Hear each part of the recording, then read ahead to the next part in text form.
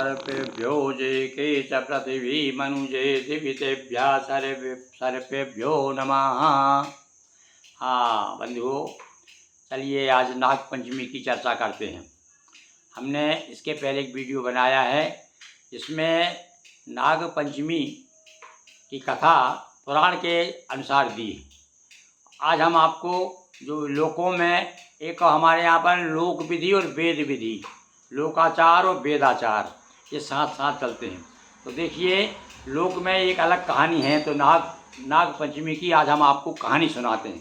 देखिए कहानी क्या है ना। कहानी प्राचीन समय में किसी ब्राह्मण के 7 पुत्र वधुएँ थी। कितनी बहुएँ थी? एक ब्राह्मण पंडित जी थे, उनकी 7 बहुएँ थी और सावन मास आते ही बहुएँ तो भाई के साथ मायके चली गई, परंतु अभागी 7वीं के कोई भाई नहीं था। यानी 6 बहुएँ तो चली गई, 7 थी, तो बेचारी 7वीं को कोई भाई नहीं था। कौन बुलाने आता उसे? बेचारी ने दुखी होकर के पृथ्वी को धारण करने वाले शेषनाग को भाई के रूप में याद किया। उसने कहा, हे शेषनाग, आज तू ही मेरा भाई है। हाँ, और उसके बाद क्या हुआ? शेष दीनवाणी को सुनकर के शेषनाग बूढ़े ब्राह्मण बन के आए और उसे लिवा करके चल दिए। नाग देवता खुद आ गए, शेषनाग जी खुद आ गए ब्राह्मण बन के, और उसको मान करके मैं तुम्हारा भाई हूँ और लिवा करके ले गए।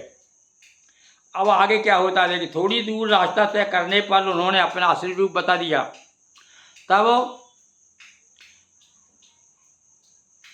और फन पर बैठा करके और पाताल ले गए। वो जो 7वीं बहू थी उसे शेषनाग जी जो है अपने फन पर बैठा करके पाताल ले गए। वहाँ वह निश्चिंत होकर के रहने लगी। पाताल लोक में जब वह निवास कर रही थी उस समय शेष जी की कुल परंपरा में नागों के बहुत से बच्चों ने जन्म लिया था। अब देखिए, अब कथा कहाँ से कहाँ मोड़ लेती है। अब ये पाताल में नाग देवता के पास में रह रही है, भाई मान करके, माँ का मत समझ करके, और वहाँ कुछ छोटे छोटे बच्चों ने जन्म लिया। बरसात में छोटे छोटे बच्चे नाग जन्म लेती ही नाग ने। तो जब बच्चों का सदैव विचरण करते देख शेषनाग रानी ने उस वधू का पीतल का दीपक दिया, बताया कि उसके प्रकाश से तुम अंधेरे में सब कुछ देख सकोगी। एक दिन अकस्मात उसके हाथ से दीपक नीचे गिर गया और बच्चों के ऊपर गिर गया, और उससे क्या हुआ, उन बच्चों की पूंछ कट गई। वो दीपक हाथ में दीपक दिया था, इससे तुम अंधेरे में जाओ, और नाग देवता ने दिया था उसको और 7वीं बहू को। तो वो दीपक गिर गया, तो उससे क्या हुआ, उनके 7 जो बच्चे थे उनकी पूंछ कट गई। अब यह घटना होते ही उस समय ससुराल भेज दी गई। इसके बाद में ससुराल भेज दी। अब वह अगला सावन आया तो वधू दीवाल पर नाग देवता की वो बना के चित्र बना करके विधिवत पूजा की, मंगल कामना कही। इधर क्रोधित नाग बालक माताओं ने अपनी पूंछ कटने का आदि कारण इस वध को जानकर बदला चुकाने के लिए आए, लेकिन अपनी पूजा श्रद्धा देख करके बहुत प्रसन्न हुए।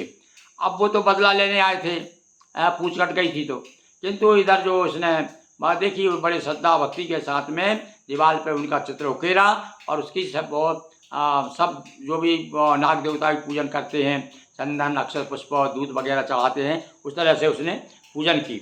तो उससे क्या हुआ, उससे देख करके वो सब लोग जो है प्रसन्न हुए और क्रोध समाप्त हो गया, यानी फिर उनका गुस्सा शांत हो गया। बहन स्वरूपा उस वधू के हाथ से प्रसाद रूप में नागों ने दूध और चावल भी खाया। वे सब लोग नाग आ गए थे, उन्होंने चावल भी खाया और दूध पिया। नागों ने उस सर्पकुल से निर्भय होने का वरदान दिया, उपहार में मणियों की माला दी, और उन्होंने यह बताया कि श्रावण मास के शुक्ल पक्ष की पंचमी को जो भाई रूप में हमें पूजेगा, हम सदा उसकी रक्षा करेंगे। तो यह रहस्य आज हमने आपको नाग पंचमी की एक कथा हमने आपको बताई दी है। पुराण के अनुसार कद्रुवंता नाम की 2 सौतें थी, वो कहानी आपको पुराणों की बताई, और ये कथा जो है लोक में प्रचलित है। तो ये कहानी आपको कैसी लगी आप बताइएगा। और अब आगे अब क्या कहें, अब आप सब समझदार हैं। एक बार बोलिए नाग देवता भगवान की जय।